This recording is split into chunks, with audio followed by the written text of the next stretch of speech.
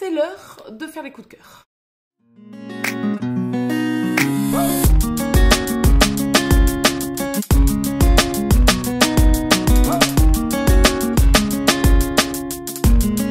Bien bonjour et bienvenue dans cette nouvelle vidéo. Aujourd'hui donc on va regarder un petit peu les coups de cœur que j'ai eu sur l'année 2024. Quand je dis coups de cœur, c'est des lectures qui resteront gravées dans ma mémoire, dans mon cœur, qui m'ont fait faire des bonds émotionnels, qui m'ont peut-être soit fait hurler, soit fait pleurer, soit fait rigoler, soit plein d'émotions différentes, mais qui resteront gravées. Des romans dont je ne veux absolument pas me séparer et surtout que je suis susceptible vraiment de relire. Alors sur cette année 2024, il n'y en a pas énormément, parce que si on fait le tri et qu'on dépoussière un peu tout ça, il y a des relectures. Donc déjà, il y a 2 relectures de trilogie et duologie. Il y a des livres où c'est une saga, donc il y a plusieurs tomes qui ont été des coups de cœur. Au final, si on prend vraiment que de la lecture simple sur, par exemple, un seul livre, un seul tome, un one-shot, il n'y en a que 7. Donc c'est très peu. Moi, qui avais l'habitude d'avoir une vingtaine, entre 20 et 25 coups de cœur par an, cette année, ça a été beaucoup moindre. Et j'ai mis même des excellentes lectures qui ne sont pas des énormes coups de cœur, mais qui sont d'excellentes lectures. Donc vous voyez, j'ai fait une proportion. Au final, il n'y a pas de roman, à foison comme certaines années. J'ai eu une année, je vous renvoie à mon bilan où j'explique un petit peu l'année chaotique au niveau de mon cérébral, où mon cerveau n'a pas voulu se poser. Donc est-ce que mes lectures en ont pâti? Je pense que oui, dans le fait de m'investir et de m'évader dans mes lectures. Donc au final, j'en ai moins, mais j'en ai des énormes. Il va falloir que je vous en parle là, on va éplucher tout ça. Ça a été rocambolesque, je dirais, sur le début d'année. Le premier trimestre 2024 a été énorme. C'est là où je pense que j'ai le plus de coups de cœur sur l'année. Allez, premier semestre 2024, on va dire, la moitié de l'année, c'est là. Sur la deuxième partie de l'année, j'en ai très très peu. Je crois que j'en ai 3, donc c'est très peu au final. Mais au lieu de vous donner comme ça dans le vague un petit peu des idées, donc voilà, pour moi les coups de cœur, c'est des choses qui m'ont transporté, des choses que je ne vais pas oublier, qui restent gravées dans ma mémoire et que je veux relire. Alors pas maintenant, hein, mais plus tard, que je voudrais relire, où je voudrais replonger avec ces personnages, où je voudrais voilà, recapturer un petit peu les émotions et les persos et leurs émotions. Il y en a certaines, c'est des relectures. Et j'ai eu un coup de cœur. Ça a été des lectures où j'ai eu un premier coup de cœur à la première lecture. Et j'ai eu un autre coup de cœur, là, en les relisant. Alors, on commence de suite avec une quadralogie. J'ai lu le premier tome en 2023. Donc, en 2024, je m'étais dit, je ne perds pas de temps. Je veux absolument la lire le plus rapidement possible. J'ai eu vraiment un gros coup de cœur. J'ai beaucoup aimé le premier tome, qui n'était pas un coup de cœur, mais qui était une excellente lecture parce que j'ai été capturée par l'univers, pas forcément par les 2 personnages principaux, qui sont ceux que j'ai le moins aimés dans la quadralogie. Et je vous parle de Dreweed, donc avec le tome 2 en début d'année. Je les ai fait tous en audio. Le tome 3 qui est un énorme coup de cœur, et pareil pour le tome 4. Ceux-là, c'est vraiment, vraiment énorme coup de cœur, même si là, j'ai vraiment adoré aussi. Hein. C'est un mini coup de cœur. Et là, c'est un énorme coup de cœur. Mais sur la saga complète, donc il fait 4 tomes, c'est un énorme coup de cœur. Je me suis régalée avec cette romantaisie où l'univers des druides est ramené à nos jours avec de la magie omniprésente et un fil chronologique de fifou, où on va alterner, on va avancer, reculer, on va faire des bonds en avant, puis on va revenir en arrière pour avoir certaines réponses. Et ainsi de suite. Et vraiment, c'est très prenant. Donc, sur 4 tomes où vous avez 3 couples différents, 2 MF et 1 MM, et le dernier, on va dire que c'est celui qui rassemble un peu le tout et qui nous redonne les cartes, je dirais, de cette quadralogie. Donc, vous êtes ici, vous êtes sur Terre, vous êtes à notre époque et vous allez avoir des druides qui vont en fait faire partie de notre univers sous des dômes cachés. Et à partir de là, 2 familles royales s'affrontent. Donc vous avez 2 femmes et 4 hommes de 2 familles différentes qui vont se déchirer, s'allier. C'est du enemies to lovers. et ils vont régler leur compte. Et au milieu de tout ça, les druides vont agir et vont essayer de s'emparer de l'univers. Voilà, donc c'est à peu près ça l'histoire. Vraiment, je me suis régalée, en sachant que bien évidemment le tome 3 est mon préféré puisque c'est du MM.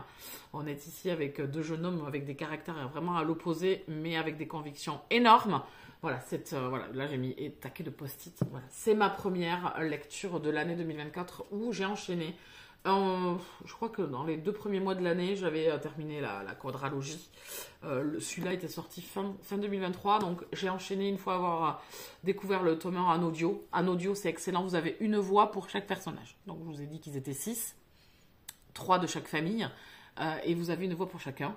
Vous retrouvez la voix aussi de Slimane Yefsa, donc qu'on retrouve souvent dans les audiolivres et que j'apprécie énormément. Je ne suis pas la seule, je sais que pas mal d'entre vous aiment aussi cette voix. Donc elle fait partie en plus du couple MM. Donc comment vous dire que j'étais joie. Je peux que vous conseiller, si vous aimez la romantaisie, à découvrir cette quadralogie de Laurence Chevalier. Je me suis régalée. On continue avec une trilogie. Là pareil, on a commencé en janvier, on l'a fait en lecture commune avec Julie, Anaïs et Alex. C'est, je crois, ma meilleure, ultime lecture de l'année, sans compter les relectures qui ont été des énormes coups de cœur. Mais un coup de cœur principal, c'est le livre de l'année. Le livre de l'année, c'est celui-ci. Parce que je fais le livre de l'année, je fais un décompte tous les mois, je donne le livre que j'ai adoré, puis après ça réduit de mois en mois. Ça réduit pour faire le livre de l'année, et c'est celui-ci, le tome 3 de Animaux Nocturnes, en sachant qu'on a lu la trilogie assez vite, et ça c'était génial de l'enchaîner. Je les ai fait en audio-livre, là aussi, si vous cherchez un excellent audio, je peux que vous conseiller de découvrir cette trilogie. Donc Animaux Nocturnes avec le tome 1, qui est une très bonne lecture, qui n'est pas un énorme coup de cœur, mais qui est une très bonne lecture, suivi du tome 2, bien évidemment, et du tome 3, qui a été pour moi l'apothéose de cette trilogie. J'ai adoré ce 3e opus, de plonger dans la psyché d'un psychopathe, c'était excellent. C'est pas tout rose. Attention, public averti, ne pas mettre dans toutes les mains. Trigger warning énorme dans cette trilogie. C'est du romantic thriller.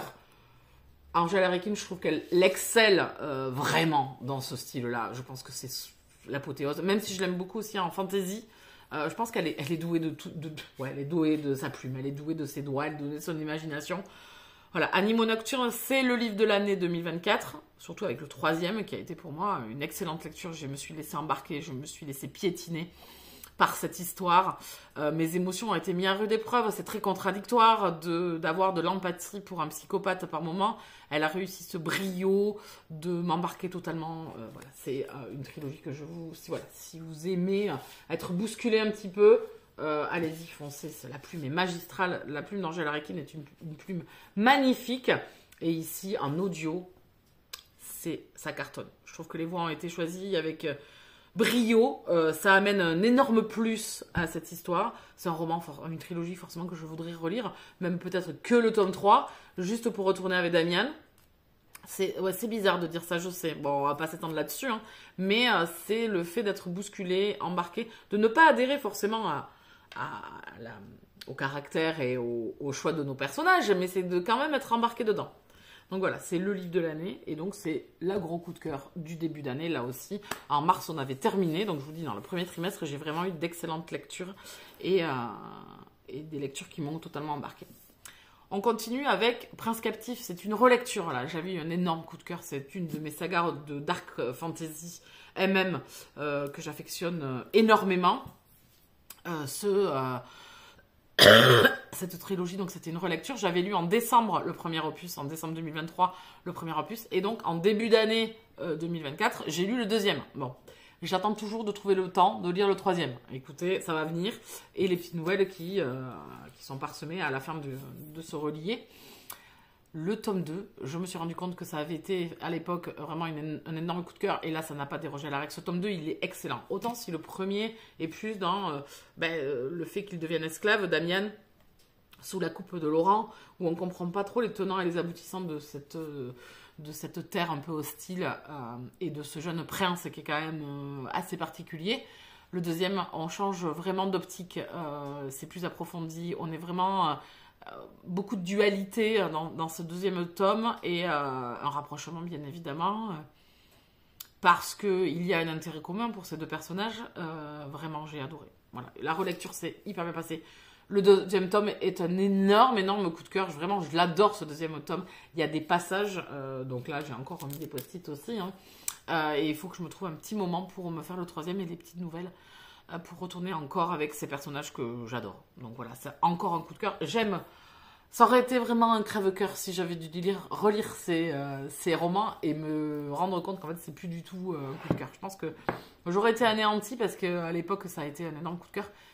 Et je suis très contente que ça soit encore le cas et d'avoir réussi ces relectures et d'avoir tout autant été embarquée avec les relectures. Ça va être mon leitmotiv aussi un petit peu, mon objectif de l'année, pouvoir faire des relectures. On va rester en relecture aussi, puisque ça a été mon début d'année, je vous dis, de relecture. C'est Le Sang des Sauvages, la duologie. Alors, pas forcément le spin-off que j'ai lu en fin d'année, là, en septembre ou octobre. Mais plutôt la duologie principale, hein, les deux premiers opus sur Sanae et Lace, et cet univers de dark fantasy, alors là aussi un public averti, attention, torture, enfin il y a beaucoup de choses quand même qui sont hard, une relation enemies to lovers assez toxique aussi, attention, je peux vous dire qu'on passe par des émotions où on a envie des fois d'en trucider un et puis après de passer à l'autre, hein, éventuellement. De faire tourner la lame. Voilà, mais moi, cette duologie, elle est fantastique. La plume de Farah, l'univers qu'elle a créé, c'était grandiose. C'était vraiment une relecture que j'ai tout autant appréciée que la première fois. Un audio-livre, là aussi. Un audio, c'est parfait, c'est grandiose, c'est génial. Il y a des passages qui sont, voilà, il y a des passages qui sont lumineux et il y a des passages qui sont très très sombres, mais c'est maîtrisé de main de maître. Vraiment, j'ai adoré. Il y a toujours un passage dans le premier opus qui me fait tourner les boyaux, j'avoue, un passage qui arrive à une des personnages secondaires, et Sanae est spectatrice de ce qui se passe. J'avoue qu'à chaque fois, c'est un peu compliqué, mais c'est une super relecture, je suis ravie. Voilà, c'est un énorme coup de cœur, une nouvelle fois, avec cette duologie. Donc, vive les relectures, j'ai envie de vous dire, c'est tout bénef. Ensuite, on passe à une saga aussi que j'adore, je vous en ai déjà parlé. Alex, si tu passes par là, je suis désolée. Bigoudi et Petites Enquêtes avec ce 5e opus. C'était une sortie de l'année 2024 que j'attendais passionnément, je pense qu'on peut dire. Donc, j'attendais énormément. J'avais lu le tome 4, ça qui se passait à Noël, c'était parfait. Et j'avais hâte, en avril-mai, de retrouver Léopoldine et Quentin dans ce 5e opus qui prend un virage. Encore un autre virage, je trouve que l'autrice Naëlle Charles se renouvelle à chaque tome, elle nous embarque complètement, j'ai adoré. Le fait d'être dans un festival du livre, pour nous, petits lecteurs, on se reconnaît dans certaines petites choses, dans ces événements, et puis alors, bon, toujours des choses rocambolesques, ces personnages sont hauts en couleur, mais les personnages secondaires le sont tout autant. Voilà, j'ai passé un énorme moment, et la fin, forcément, m'a mis sur les dents. Je veux absolument la suite. Que va-t-il se passer encore pour nos deux personnages principaux? En sachant qu'un des deux, peut-être, est en plein questionnement. Voilà, je dirais ça comme ça. Vraiment, j'adore cette saga. Je vous en ai parlé souvent sur le Twitch. Je pense que j'ai fait ma propagande plus. Je pense que beaucoup d'entre vous ont craqué et je suis ravie que ça soit dans le sens où vous avez adoré vous aussi ce Cozy Mystery à Walbourg avec cette coiffeuse quand même assez particulière, pareil, qui est vraiment excellente. Mais pas que, parce que je pense que Naëlle Charles n'a pas laissé les personnages secondaires de côté. Chaque personnage que vous avez rencontré et qui ont une importance quand même dans l'histoire reviennent, en fait. Vous les revoyez tout le temps. Même Constance, la sœur de Léopoldine, que l'on n'apprécie pas forcément, vous la revoyez aussi. Écoutez, je ne peux que vous conseiller ce petit Cozy Mystery qui vous fera passer un excellent moment de détente, de rire, et vous allez être énervé, touché par ces personnages. Donc, ça a été encore une excellente lecture. Je n'ai qu'une hâte, le tome 6. Voilà. On continue avec un romantique suspense MM avec 7 de pique. J'aime beaucoup cette saga. J'ai le tome 4 que je vais lire là au mois de janvier. J'ai hâte de le lire. Ça avance. On est avec un inspecteur et un chasseur de primes. Des meurtres sont commis à Las Vegas. Le tueur laisse des cartes de visite avec des cartes de jeu sur ses victimes. Des victimes, ouais, qui sont pas très catholiques de toute façon. Bon, pas de la mériter de mourir peut-être, hein. La justice, c'est ne pas faire justice soi-même non plus. Mais écoutez, j'aime beaucoup. Ce 3e opus était très sympa, qui remet en marche pas mal de choses. Donc j'ai hâte de découvrir le tome 4, bien évidemment, avec un événement qui s'est passé et j'ai hâte d'y revenir. On reste en contemporain, mais juste un drame ou une romance contemporaine, parce que là c'est une romance quand même. Romance contemporaine avec comme un cœur. Non, pas de cœur. Comme un battement de cœur. Ici, on va être avec un jeune homme qui va partir au front en Afghanistan avec plusieurs de ses camarades. Bien évidemment, va arriver les événements tragiques. Le père de ce héros va rester à la maison à se faire un sang d'encre pour son fils, son jeune fils qui a toute la vie devant lui et qui a choisi d'aller se battre pour son pays loin, sans forcément avoir beaucoup de nouvelles, hein, ou alors avec parcimonie, sans savoir trop ce qui se passe. Et un événement va venir tout bouleverser. Ça va être la rencontre d'un homme meurtri, touché par... fouetté par le malheur, et qui va devoir apprendre à surmonter tout ça et à se reconstruire. C'est une histoire vraiment magnifique, avec une belle plume, une belle histoire. C'est doudou, c'est mignon, c'est pas trop pathos, pas du tout. C'est vraiment quand même un bon recul sur les choses, sans vouloir faire du tir aux larmes. Vraiment, j'ai passé un très très bon moment. J'en avais beaucoup entendu parler, bien évidemment, ce roman-là, en VO, pour les personnes qui l'avaient lu en VO. Et je ne regrette pas, on en avait parlé avec des copains sur le Twitch.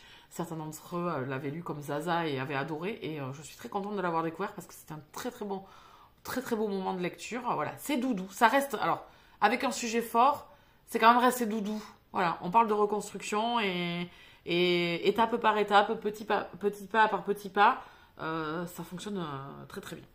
On change de registre avec une romantaisie. On revient dans une romantaisie avec Gods and Monsters, le tome 1, le livre maudit d'Azraël. Donc, je vais le poser parce qu'il est quand même très très gros. Donc, je me le suis acheté. Je l'avais lu en numérique, en service presse ou bookmark. Il me le fallait dans ma biblio parce que vraiment, j'ai passé un super moment. Vous êtes avec des anges et des démons. Hein. Les univers, vous avez plusieurs univers avec plusieurs terres différentes. Ou plusieurs mondes différents plutôt, et à un moment donné, une guerre éclate entre les anges et les démons. Ils vont devoir reconstruire un petit peu un des univers qu'ils ont créés après l'implosion de leur monde, et ça va être un peu la guerre entre ces anges et ces démons, avec cette jeune femme qui fait partie des démons et qui va devoir s'allier un petit peu à un archange pour essayer d'endiguer un petit peu la guerre et surtout la destruction de la nouvelle planète qu'ils ont construite et qu'ils ont mis du temps à construire, et où il y a des humains, il y a des créatures surnaturelles, il y a des démons, il y a des archanges. Donc écoutez, c'est vraiment c'est hyper facile à suivre, c'est hyper prenant. Il y a une première partie action, un petit peu enemies to lovers, une partie du milieu où on va vraiment s'axer plus sur la romance, qui va prendre quand même un peu de temps au milieu du roman, donc on laisse un peu de côté la partie énigme, un petit peu résolution des problèmes, et sur une deuxième partie où ça reprend un petit peu avec un final bien évidemment qui me donne qu'une envie, c'est de lire la suite, bien évidemment, puisqu'il arrive un événement un peu difficile pour nos personnages et j'ai envie de découvrir. J'ai hâte de découvrir cette suite, voilà, avec cet archange et ce démon, voilà, un duo quand même aux antipodes l'un de l'autre et qui va devoir s'allier, bon gré mal gré, pour essayer de sauver les êtres de leur planète, quoi. Voilà pour celui-ci, j'ai beaucoup aimé. Si vous aimez la romantaisie, Enemies to Lovers, je pense que ça pourrait vraiment vous plaire. On continue avec les cartels. Avec Los Intocables, le tome 2. Alors, j'ai beaucoup aimé le tome 1. C'était vraiment une très très bonne lecture dans l'année 2024. Hein. Mais ça n'a pas été un coup de cœur. Ça a été une excellente lecture, une belle découverte. C'est un roman choral où vous allez suivre plusieurs personnages dans un cartel, avec une jeune femme qui se fait kidnapper et qui va devoir vivre au milieu de ces hommes, on va dire, machiavéliques, difficiles et cruels. Et elle va devoir tirer son épingle du jeu sans se perdre, sans avoir aussi le syndrome de Stockholm, hein, pas du tout. Hein. Elle a des convictions et elle sait que c'est pas possible de pouvoir aimer un homme pareil. Elle va être sous la coupe donc de ce chef de cartel, mais en même temps, on va garder une belle lucidité et cet amour qui est impossible en fait entre ces deux personnages. Voilà, et c'est une course-poursuite, une course contre la montre pour essayer de survivre dans cet univers, pour elle et pour ce chef de cartel, qui a forcément des ennemis qui veulent prendre sa place. Et ça va être ça, cette duologie. J'avais entamé le bonus, il y avait un petit bonus sur Wattpad. Elle l'a enlevé, l'autrice. J'ai pas eu le temps de finir. Donc, comment vous dire que je suis un peu en PLS. Tant pis. Il y a une intégrale qui va sortir de cette duologie où il y aura le bonus glissé à l'intérieur. Je sais plus pour quand c'est prévu. Franchement, c'est une duologie vraiment excellente. J'ai été embarquée. Vous changez, je vous dis, c'est un roman choral, donc chaque chapitre, vous avez un personnage qui vient vous raconter un petit peu de son point de vue l'avancée de l'histoire. Et cette jeune fille qui va essayer de survivre dans cet univers impitoyable. Vraiment, j'ai adoré ce deuxième opus, il est génial. Je l'ai fait en audio, ça fonctionne hyper bien. Alors, même si la voix au début, dans le tome 1, j'ai eu voilà, un petit moment d'adaptation. Franchement, dans le 2, c'était hyper simple, hyper fluide.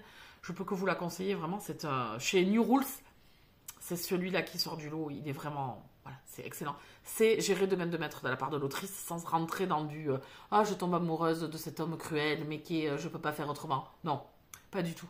Voilà, ça garde une belle lucidité et on est touché et ému parce que une part de nous y croit et cet amour impossible, il est difficile. Franchement, déjà rester en vie, plus de 5 minutes, c'est compliqué dans cette histoire. Donc voilà, je peux que vous le conseiller. Ensuite, on va passer en numérique. Je ne l'ai pas en papier, mais je compte me l'acheter tôt ou tard. Hein. Belle Assassine de Angèle Arlequin. Celui-là, je vous ai pas fait le retour dessus encore. J'ai adoré. On est ici avec un enquêteur qui va arriver dans une grande demeure. Un corps est retrouvé. Il va avoir affaire au mari de la défunte et à sa fille, qui est plutôt une menthe religieuse. Et ça va être ce duo. Pareil, ce duo improbable, cet amour impossible. Est-elle coupable du meurtre de sa belle-mère? Il faudra lire le roman. C'était, pareil, une fois encore, magistral de la part d'Angèle Arlequin. Il y a une ambiance hyper gothique, hyper sombre dans cette histoire, avec ce duo vraiment assez spécial, on va dire. Des écorchés vifs, qui ont vécu des choses difficiles aussi. Je me suis laissée embarquer, je l'ai fait un audio-livre, je l'ai bouffé, je l'ai adoré. Encore une fois, je vous le dis, Angèle Arlequin en romantique thriller, c'est une valeur sûre. Trigger warning, âme sensible, s'abstenir. Voilà, il y a des meurtres, il y a de la torture. Enfin voilà, il y a des choses pas Jojo l'abricot qui se sont passées pour nos personnages. J'ai adoré. J'ai deviné quelques petites choses au fil de l'histoire, mais c'était vraiment... J'avais pas tout deviné. C'était magistral de sa part. C'était hyper bien fait. Voilà, moi je suis convaincue et je ne raterai aucune sortie en romantique thriller d'Angèle. Même en romantique suspense ou en dark romance, enfin, voilà, comme The Missing Obsession, enfin voilà, elle excelle là-dedans, elle tire la corde, mais juste ce qu'il faut, c'est parfait. Voilà, je peux que vous le conseiller. Et le dernier, c'est en fin d'année, hein, j'ai terminé avec celui-ci, même si j'ai eu un départ quand même assez difficile du personnage dans l'histoire, c'est le tome 2 de la Guilde des Ombres. Alors le tome 2 en poche, hein, bien évidemment, c'est la partie 1, c'est le tome 1, partie 2 du grand format. J'ai adoré. Alors j'ai laissé poser à un moment donné parce que je me suis dit, c'est ça où je fracasse le livre contre le mur, tellement que j'avais envie de trucider un des personnages plus toxiques que tu meurs.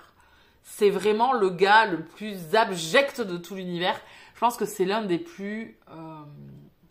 personnages les plus abjects que j'ai vu. J'ai hâte de lire la suite parce que vous êtes totalement embarqués. C'est une guilde d'assassins qui vivent dans les bas-fonds d'une cité, dans un univers où jadis traînaient des dragons. Il y a des elfes, il y a des créatures surnaturelles aussi. Et vous allez avoir Panama, qui est une jeune fille qui va se faire recruter par la guilde, qui va devoir faire ses preuves. C'est une jeune humaine, mais pas que. Et elle va faire la rencontre de Kamar, qui va devenir son professeur. Et elle va devenir un assassin. Et on va la suivre de l'enfance à l'âge adulte. Et un petit peu tous les déboires qu'elle va devoir traverser, toutes les missions qu'elle doit devoir remplir. Et la sociabilisation qu'elle fait avec les gens. Et avec un des personnages dans cette histoire. Mais bien, et on a un autre personnage en parallèle... pour notre plus grand plaisir, et je vais enfin avoir le tome 3 et la rencontre de ces deux personnages. Panama va faire enfin la rencontre de ce personnage. Ce deuxième tome, je pense que je suis passée par toutes les émotions possibles, surtout l'énervement, l'écœurement. Il y a un passage, je me dis, mais c'est pas possible, mais à quel moment elle va ouvrir les yeux, quoi. Donc en fait, il y a beaucoup de manipulation, âme sensible, s'abstenir, il y a de la torture, il y a... voilà, c'est pas catholique, vous vous doutez bien, c'est une guilde d'assassins qui remplit des contrats, voilà, pour de l'argent, mais pas que. Il y a vraiment un univers assez dense derrière, mais assez simple de la part de Anatrice. Je me régale, même si j'avais vraiment, je vous dis, envie de trucider un des personnages. Je crois que j'ai jamais vu ça. J'ai jamais vu. Alors surtout que nous on voit la manipulation. Vous avez tous les, alors c'est pas cliché, mais vous avez tous les codes de la personne toxique que vous devez fuir dès que vous la croisez. Mais non, pourquoi faire? Je fonce, j'y vais. Mais j'ai hâte de lire la suite parce que ça donne une intensité et ça va donner une complexité au récit et aux relations de ces deux personnages ils sont liés à jamais et en même temps, ouais, c'est hyper toxique et il me tarde d'avancer, il me tarde des révélations, il me tarde qu'elle apprenne les choses en fait qui se sont passées, enfin voilà, que ça foute bien encore plus le bordel que ça n'allait déjà, parce qu'il y a quand même beaucoup de bordel dans ce tome 2.